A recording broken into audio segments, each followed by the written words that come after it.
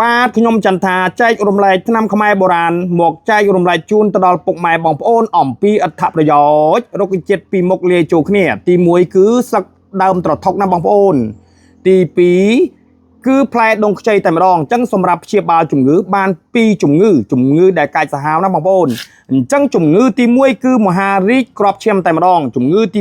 2បងប្អូនដែលខ្វះគ្រាប់ឈាមជួយបង្កើតគ្រាប់ឈាមរយៈពេលតែ7ថ្ងៃណាបងប្អូនណាគឺបង្កើតគ្រាប់ឈាមឲ្យគ្រប់វិញហើយអញ្ចឹងវិធីប្រើបាទសូមពេលវេលាពុកម៉ែបងប្អូនតែមួយផ្លែតទេខាងខ្ញុំបាទមានឱសថបុរាណធម្មជាតិរុក្ខជាតិផ្សំឡើងពីរុក្ខជាតិធម្មជាតិពិត36មុខជាងឯណោះសម្រាប់យកមកធ្វើសូនជាគ្រាប់សម្រាប់ព្យាបាលជំងឺឬដងបាត1ឬដងបាតខាងក្នុងឬខាងក្រៅ2ពិបាកបត់ជើងធំពេលបត់ជើងធំធ្លាក់ឈាមពេលបត់ជើងធំម្ដងធ្លាក់ក្រសាលគូតឬ4-5ថ្ងៃទៅបត់ជើងម្ដង3ម្យ៉ាងមួយទៀតធ្វើទុកក្រពះពោះវៀនចុកឆ្អល់បើសិនពុកម៉ែបងប្អូនមានបញ្ហាជំងឺឬដងបាតដោយខ្ញុំនិយាយនៅខាងលើប្រើអស់មួយឈុត300គ្រាប់ធានាជួនថានឹងបានផល 100% សូមពុកម៉ែបងប្អូនទៅស្ដាប់សំឡេង feedback អតិថិជនដែលគាត់យកទៅប្រើប្រាស់បានផល 100% ទាំងអស់គ្នាបងប្អូនខ្ញុំមកជាងមកចោលទៅ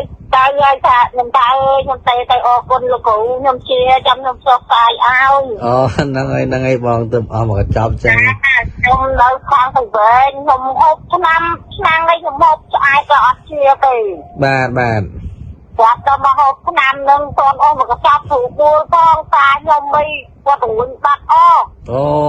លឿនដែរខ្ញុំគាត់លឿនមកទីថ្ងៃហ្នឹងបាទឥឡូវរួចស្អាតធម្មតាវិញខ្ញុំអីហ្នឹងលោកគ្រូនិយាយអត់ទេចុះឡើងចិត្តបងអូខ្ញុំអរលោកគ្រូខ្ញុំទេទៅអរគុណលោកគ្រូមកតើហ្នឹងហើយបងអរគុណដូចគ្នាបងណាបើពុកម៉ែបងប្អូនចង់ជាវឱសថឬដងបាតខាងខ្ញុំយកទៅប្រើប្រាស់ជាដាច់ 100% សូមឆាតចូលពេកឬក៏ទំនាក់ទំនងតាមរយៈលេខទូរស័ព្ទនៅលើកញ្ចក់ទូរស័ព្ទនេះតែម្ដងសូមអរគុណទៅបេះស្លឹកតថុកណាបងប្អូនអញ្ចឹងមុននឹង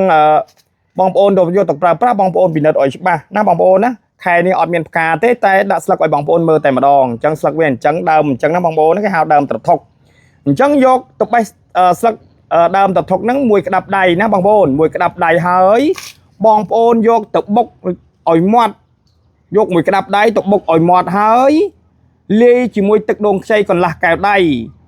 ពូតត្រង់យកកាក់ចេញយកមកទទួលទានឲ្យអស់ទឹកថ្នាំដែលកន្លះកែវហ្នឹងបងប្អូនណាមួយថ្ងៃ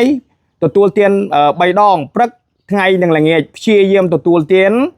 ចាប់ពី5ទៅ7ថ្ងៃអាការៈដែលថាខ្វះគ្រាប់ឈាមឬមួយមហារីកគ្រាប់ឈាមហ្នឹងគឺបានធូរស្បើយជាក់ជាពុំខានវីដេអូសម្រាប់ចែករំលែកទុកដល់ពុកម៉ែបងប្អូនមានតែប៉ុណ្្នឹងទេបងប្អូនណោះអញ្ចឹងអស់ហើយសូមអរគុណនិងជម្រាបលា